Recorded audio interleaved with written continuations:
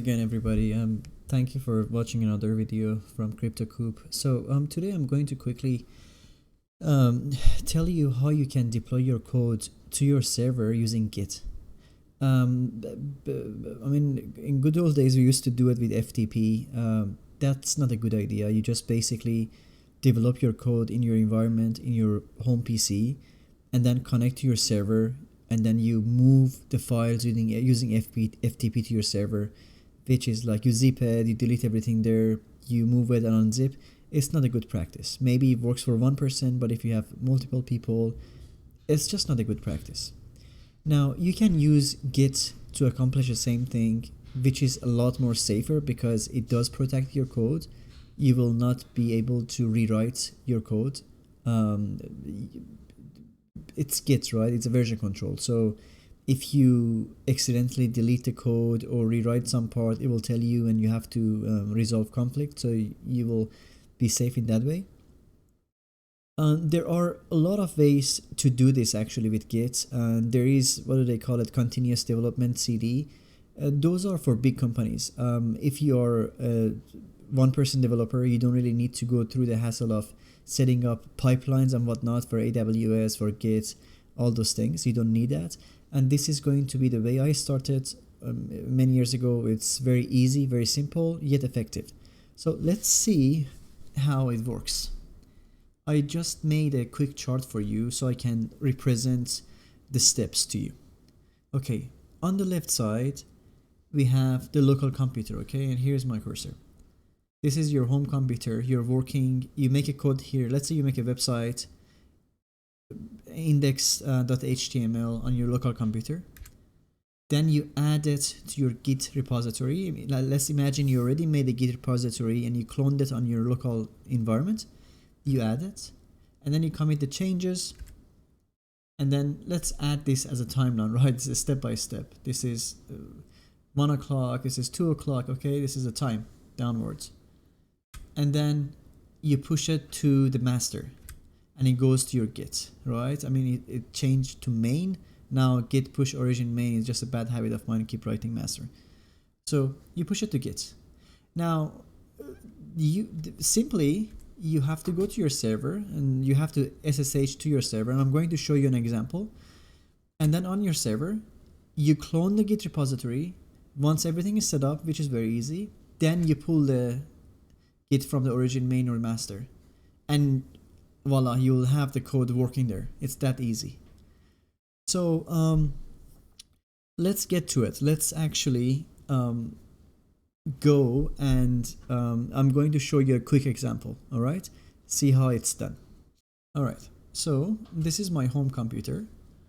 This is I made a repository in my GitHub calling it Git example. All right, so the first thing we want to do, we want to copy this, and I'm not going to talk about the SSH keys because you need to add those things to be able to pull. And then I'm going to go to here. I'm going to go to my coding folder, and then I'm going to say git clone this GitHub. All right, very good, very nice. Now what we want to do is to use PuTTY and go to SSH to our server. I made this using AWS, so it is online.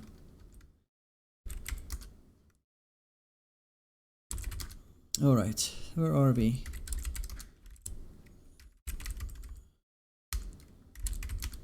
Okay, so we are here. I already added a couple of routes so that it works.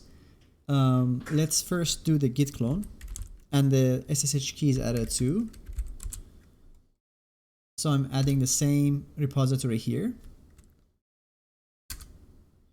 Perfect.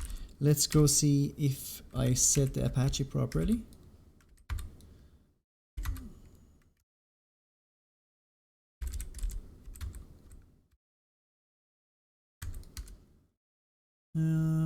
Perfect, it goes to that folder. I already did that just to make sure this video actually talks about the things that you guys want to hear. And let's go to the folder, alright? So we are inside that empty folder. I'm going to open that subdomain that I set. Alright. So this is where we are. I'm going to test it quickly just for you, for your information. So let's do, what is it? Touch index.html nano index, let's say works, save it, and then reload. Perfect. So work keys. So that works. Let me delete this. All right. Now the whole point of this tutorial is to develop on your local environment and then move it to the Git and move it to the server without having the hassle of FTP and whatnot. So open your favorite code editor. Open the folder that you want, and it's going to be in my C here, and this one. Perfect. There you go. It works. So in here we add, it's our local environment again. I hope I'm not speaking too fast, guys. We are going to save in this dummy, should remember the location.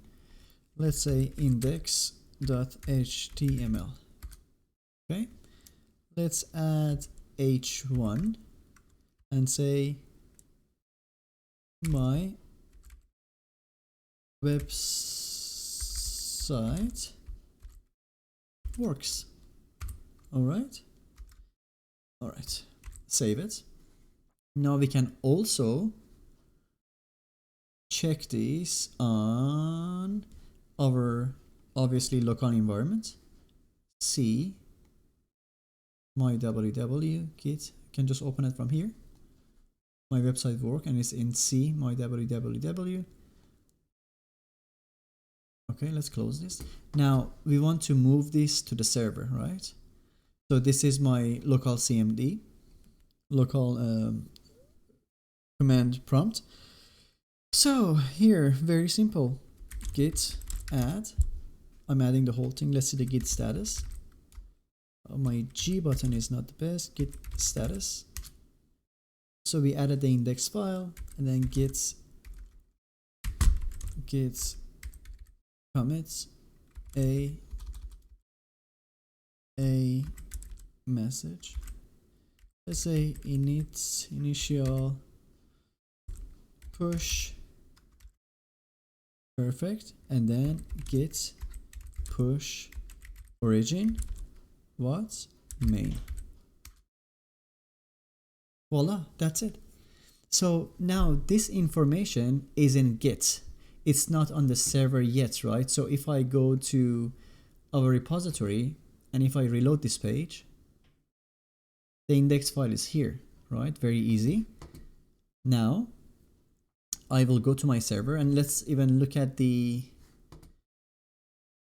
domain itself. Obviously it's not there yet because I deleted that file. So now let's go there. This is my SSH PuTTY. Let's LSA. There is nothing there. I can do git pull, just like the diagram I'll show you. Git pull origin main. Perfect. Let's see what we have. The index is there. If I reload, perfect. See, that's it. So now the beauty of this is, obviously I made only one index file and it worked. It will work for anything. You can have thousands of files, and you can have hundreds of developers working on this project, and they all push everything to the Git, and one person, who is usually the project manager, will check the code and then pull it. Now there are more complex ways obviously to automatically do that, but for a small team I really don't see it as it to be necessary. Well, I guess that is it. I hope it's helpful, and message me, leave a comment if you wants me to speak in regards of anything specific, I can talk about how to add your SSH keys to GitHub and whatnot. Well, thank you for listening. I'll try to make more useful videos. Take care.